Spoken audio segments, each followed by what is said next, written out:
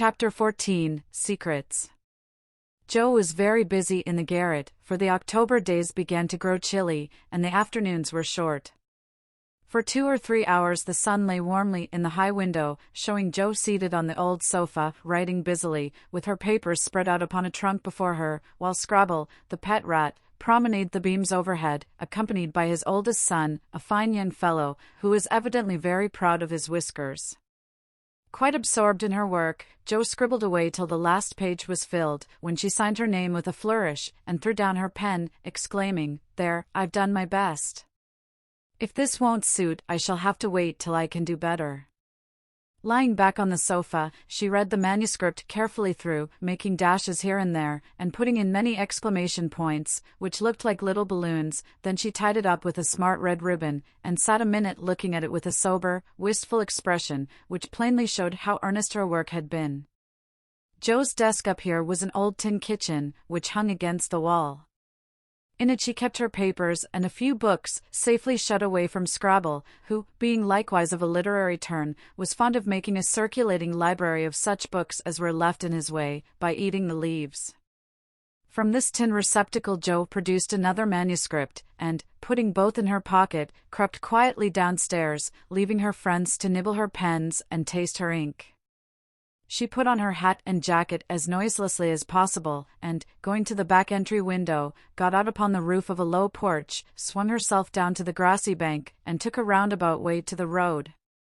Once there, she composed herself, hailed a passing omnibus, and rolled away to town, looking very merry and mysterious. If anyone had been watching her, he would have thought her movements decidedly peculiar, for, on alighting, she went off at a great pace till she reached a certain number in a certain busy street. Having found the place with some difficulty, she went into the doorway, looked up the dirty stairs, and, after standing stock still a minute, suddenly dived into the street, and walked away as rapidly as she came. This maneuver she repeated several times, to the great amusement of a black-eyed young gentleman lounging in the window of a building opposite.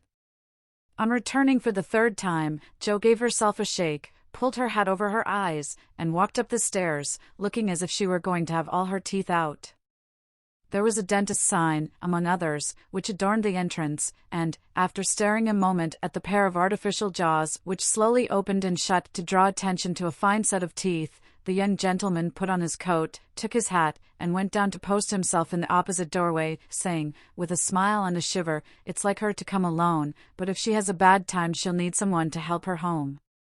In 10 minutes, Jo came running downstairs with a very red face, and the general appearance of a person who had just passed through a trying ordeal of some sort. When she saw the young gentleman, she looked anything but pleased, and passed him with a nod, but he followed, asking with an air of sympathy, "Did you have a bad time?" "Not very." "You got through quickly." "Yes, thank goodness." "Why did you go alone?" "Didn't want anyone to know." "You're the oddest fellow I ever saw. How many did you have out?" Jo looked at her friend as if she did not understand him, then began to laugh, as if mightily amused at something. "There are 2 which I want to have come out, but I must wait a week." "What are you laughing at?" "You are up to some mischief, Jo," said Laurie, looking mystified. "So are you." "What were you doing, sir, up in that billiard saloon?" "Begging your pardon, ma'am, it wasn't a billiard saloon, but a gymnasium, and I was taking a lesson in fencing." "I'm glad of that." "Why?" "You can teach me, and then when we play Hamlet, you can be Laertes, and we'll make a fine thing of the fencing scene." Laurie burst out with a hearty boy's laugh, which made several passers-by smile in spite of themselves. "I'll teach you whether we play Hamlet or not, it's grand fun, and we'll straighten you up capitally." "But I don't believe that was your only reason for saying 'I'm glad,' in that decided way, was it, now?" "No. I was glad that you were not in the saloon, because I hope you never go to such places." "Do you?"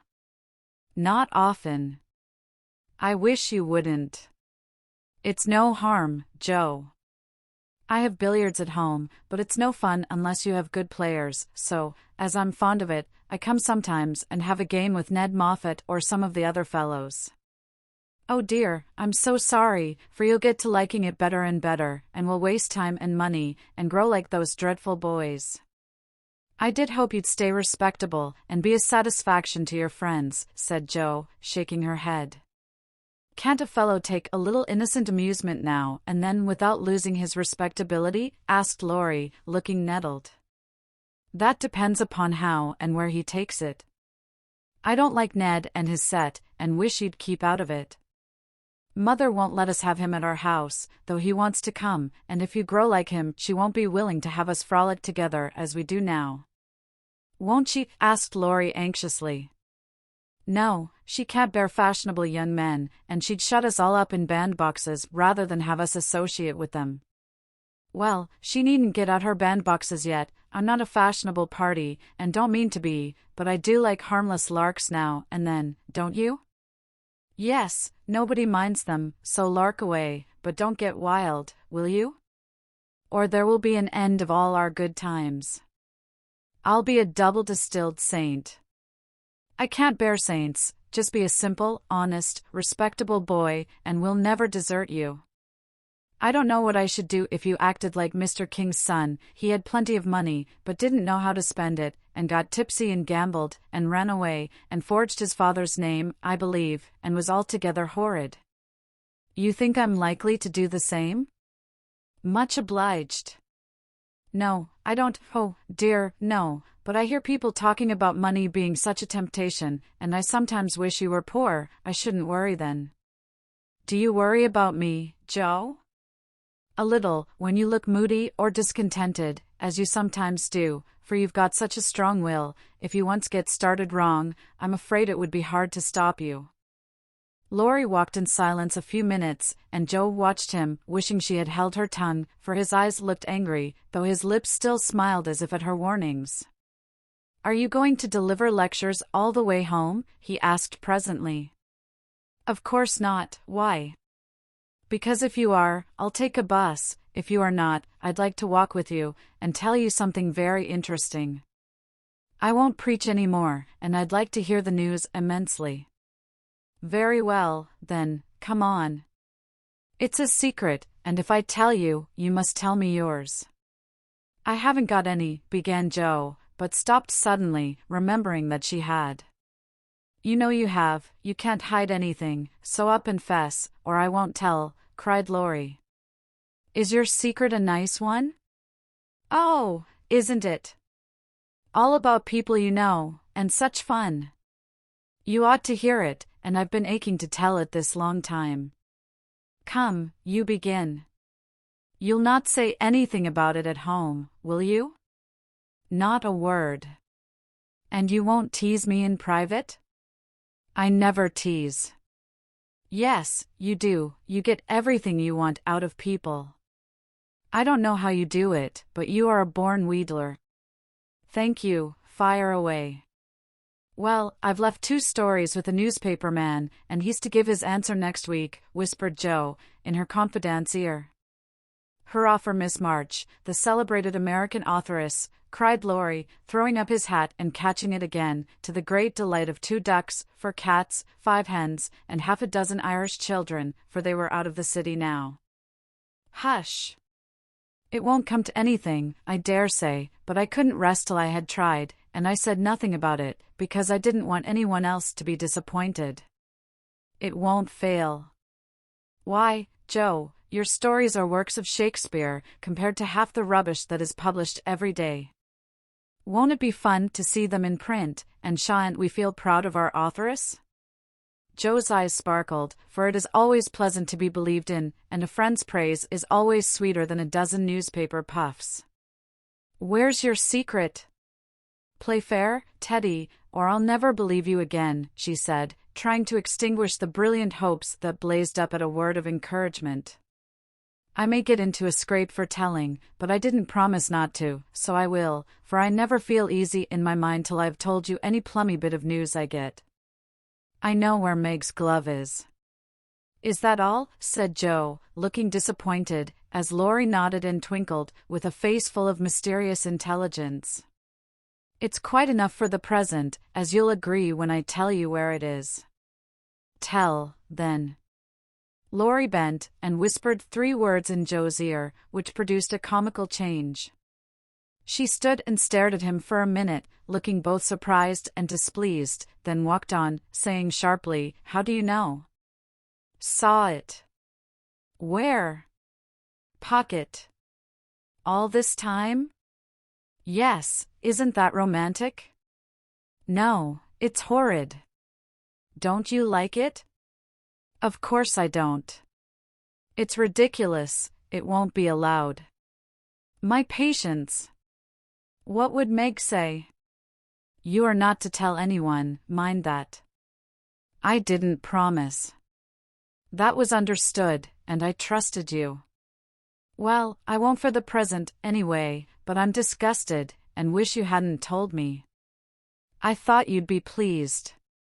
"At the idea of anybody coming to take Meg away?" "No, thank you." "You'll feel better about it when somebody comes to take you away." "I'd like to see anyone try it," cried Joe fiercely. "So should I," and Laurie chuckled at the idea.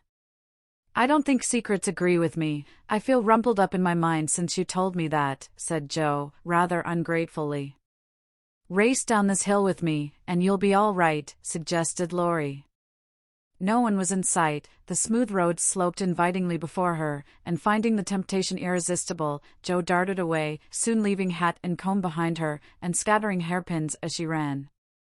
Laurie reached the goal first, and was quite satisfied with the success of his treatment, for his Atlanta came panting up, with flying hair, bright eyes, ruddy cheeks, and no signs of dissatisfaction in her face. "I wish I was a horse, then I could run for miles in this splendid air, and not lose my breath. It was capital, but see what a guy it's made me." "Go, pick up my things, like a cherub as you are," said Joe, dropping down under a maple tree, which was carpeting the bank with crimson leaves. Laurie leisurely departed to recover the lost property, and Joe bundled up her braids, hoping no one would pass by till she was tidy again. But someone did pass, and who should it be but Meg, looking particularly ladylike in her state and festival suit, for she had been making calls. "What in the world are you doing here?" she asked, regarding her disheveled sister with well-bred surprise. "Getting leaves," meekly answered Joe, sorting the rosy handful she had just swept up. "And hairpins," added Laurie, throwing 6 into Joe's lap. "They grow on this road, Meg, so do combs and brown straw hats." "You have been running, Joe, how could you?" "When will you stop such romping ways?" said Meg reprovingly, as she settled her cuffs and smoothed her hair, with which the wind had taken liberties. "Never till I'm stiff and old, and have to use a crutch." "Don't try to make me grow up before my time, Meg. It's hard enough to have you change all of a sudden. Let me be a little girl as long as I can." As she spoke, Joe bent over the leaves to hide the trembling of her lips, for lately she had felt that Margaret was fast getting to be a woman, and Laurie's secret made her dread the separation which must surely come some time, and now seemed very near. He saw the trouble in her face, and drew Meg's attention from it by asking quickly, "Where have you been calling, all so fine?" "At the gardener's, and Sally has been telling me all about Belle Moffat's wedding. It was very splendid, and they have gone to spend the winter in Paris. Just think how delightful that must be." "Do you envy her, Meg?" said Laurie. "I'm afraid I do." "I'm glad of it," muttered Joe, tying on her hat with a jerk. "Why?" asked Meg, looking surprised. "Because if you care much about riches, you will never go and marry a poor man," said Joe, frowning at Laurie, who was mutely warning her to mind what she said. "I shall never go and marry anyone," observed Meg, walking on with great dignity, while the others followed, laughing, whispering, skipping stones, and behaving like children, as Meg said to herself, though she might have been tempted to join them if she had not had her best dress on. For a week or two, Joe behaved so queerly that her sisters were quite bewildered. She rushed to the door when the postman rang, was rude to Mr. Brooke whenever they met, would sit looking at Meg with a woebegone face, occasionally jumping up to shake, and then to kiss her, in a very mysterious manner. Laurie and she were always making signs to one another, and talking about spread eagles, till the girls declared they had both lost their wits. On the second Saturday after Jo got out of the window, Meg, as she sat sewing at her window, was scandalized by the sight of Laurie chasing Jo all over the garden and finally capturing her in Amy's bower. What went on there, Meg could not see, but shrieks of laughter were heard, followed by the murmur of voices and a great flapping of newspapers. "What shall we do with that girl? She never will behave like a young lady," sighed Meg, as she watched the race with a disapproving face. "I hope she won't, she is so funny and dear as she is," said Beth, who had never betrayed that she was a little hurt at Jo's having secrets with anyone but her. "It's very trying, but we never can make her come LAFO," added Amy, who sat making some new frills for herself, with her curls tied up in a very becoming way, two agreeable things, which made her feel unusually elegant and ladylike. In a few minutes, Jo bounced in, laid herself on the sofa, and affected to read. "Have you anything interesting there?" asked Meg, with condescension. "Nothing but a story, won't amount to much, I guess," returned Jo, carefully keeping the name of the paper out of sight. "You'd better read it aloud, that will amuse us and keep you out of mischief," said Amy, in her most grown-up tone. "What's the name?" asked Beth, wondering why Jo kept her face behind the sheet. "The Rival Painters." "That sounds well, read it," said Meg. With a loud hem and a long breath, Jo began to read very fast. The girls listened with interest, for the tale was romantic and somewhat pathetic, as most of the characters died in the end. "I like that about the splendid picture," was Amy's approving remark, as Jo paused. "I prefer the lovering part. Viola and Angelo are two of our favorite names, isn't that queer?" said Meg, wiping her eyes, for the lovering part was tragical. "Who wrote it?" asked Beth, who had caught a glimpse of Jo's face. The reader suddenly sat up, cast away the paper, displaying a flushed countenance, and, with a funny mixture of solemnity and excitement, replied in a loud voice, "Your sister." "You?" cried Meg, dropping her work. "It's very good," said Amy critically. "I knew it! I knew it! Oh my Jo, I am so proud," and Beth ran to hug her sister and exult over this splendid success. Dear me, how delighted they all were, to be sure. How Meg wouldn't believe it till she saw the words, "Miss Josephine March," actually printed in the paper, how graciously Amy criticized the artistic parts of the story, and offered hints for a sequel, which unfortunately couldn't be carried out, as the hero and heroine were dead, how Beth got excited, and skipped and sung with joy, how Hannah came in to exclaim "Sakes alive, well I never," in great astonishment at that Jo's doin's, how proud Mrs. March was when she knew it, how Jo laughed with tears in her eyes, as she declared she might as well be a peacock and done with it, and how the spread eagle might be said to flap his wings triumphantly over the house of March, as the paper passed from hand to hand. "Tell us all about it. When did it come? How much did you get for it? What will father say? Won't Laurie laugh?" cried the family, all in one breath, as they clustered about Jo, for these foolish, affectionate people made a jubilee of every little household joy.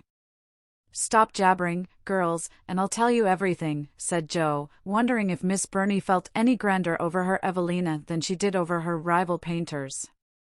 Having told how she disposed of her tales, Jo added, "And when I went to get my answer, the man said he liked them both, but didn't pay beginners, only let them print in his paper, and notice the stories.